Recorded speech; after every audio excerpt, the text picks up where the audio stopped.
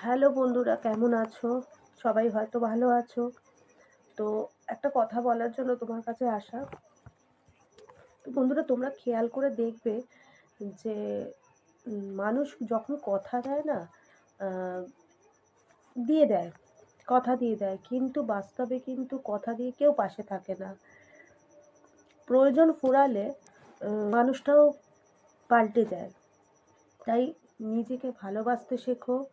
কারণ অন্যের সময় অন্যকে ভালোবাসার সাথে সাথে নিজের গুরুত্বটা হারিয়ে ফেলো না।